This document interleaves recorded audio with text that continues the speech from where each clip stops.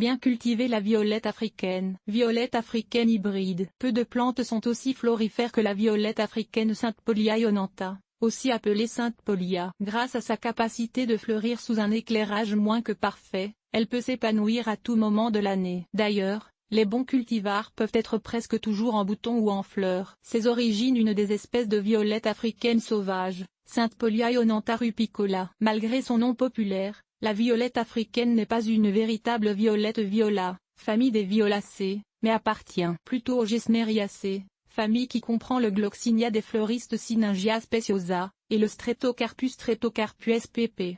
Son nom commun vient de la forme et de la couleur de la fleur des Saintpolia sauvages, avec ses 5 pétales, 2 plus petits sur le dessus, 3 plus importants vers le bas, et sa couleur violette. La fleur appelée celle d'une violette viola spp. Que du choix. La violette africaine moderne ressemble souvent peu à une violette, toutefois, grâce à plus de 100 ans de sélection et d'hybridation.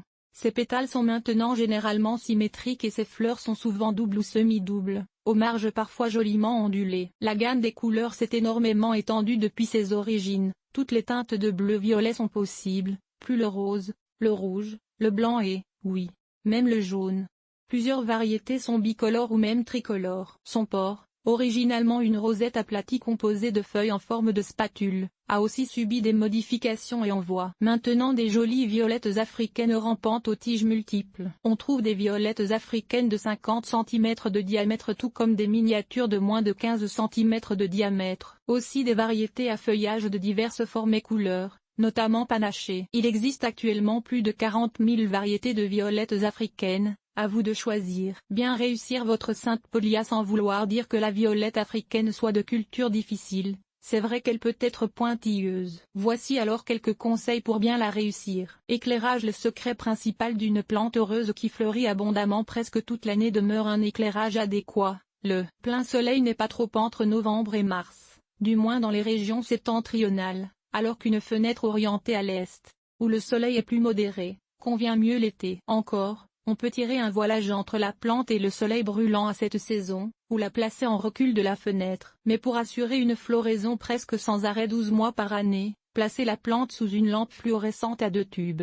un cool white et un warm white, à environ 15 à 30 cm des tubes et éclairez la plante 14 à 16 heures par jour. Ainsi, c'est toujours l'été et alors la floraison continue souvent sans s'arrêter. Température et humidité. La violette africaine est une plante frileuse. Il faut lui offrir des températures chaudes, 16 C et plus, toute l'année.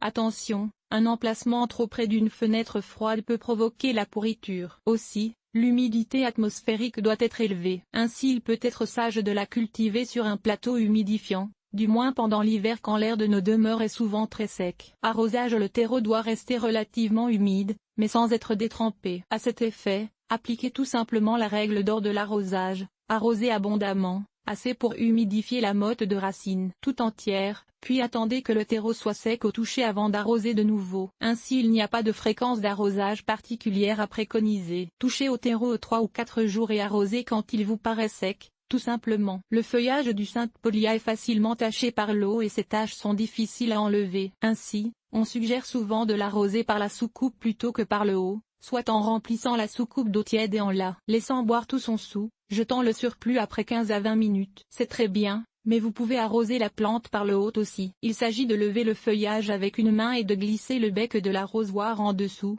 ainsi vous arroserez le terreau sans mouiller le feuillage. Fertilisation. Il existe des engrais conçus spécifiquement pour les violettes africaines, mais c'est une plante assez magnanime à ce niveau, tout engrais dilué peut convenir. Idéalement, pour une croissance très égale, vous ajouterez un engrais soluble dilué à 1/8 de la dose mensuelle recommandée à l'eau d'arrosage et l'appliquerez chaque fois que vous arroserez. Si votre plante manque de lumière l'hiver, souvent le cas des plantes cultivées sur le rebord d'une fenêtre à cette saison, mieux vaut s'abstenir de fertiliser pendant cette saison. Rempotage. Si on la laisse pousser à sa guise, votre violette africaine se dégarnira à la base avec le temps, car les vieilles feuilles meurent, ce qui laisse une tige nue qui grandit peu à peu. Prenez alors habitude de rempoter votre violette africaine annuellement en coupant une tranche au bas de la motte de racine. Placez la motte raccourcie dans le fond d'un pot propre, puis recouvrez la tige nue de terreau.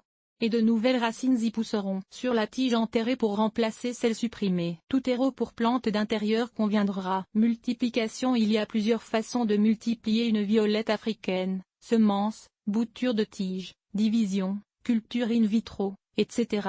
Mais la plus connue est le bouturage de feuilles. Comment prélever une bouture de feuilles? Prélever une feuille en santé avec son pétiole et recouper le pétiole au couteau pour que la coupe soit nette. On dit souvent qu'il faut le couper à un angle de 45, mais 90 donnera aussi un excellent résultat. Insérez le pétiole dans un pot de terreau humide. Il peut être utile de recouvrir la feuille d'une tasse de plastique transparent inversé ou d'un sac de plastique transparent pour maintenir une forte humidité pendant la période d'enracinement. Rempotage des plantules.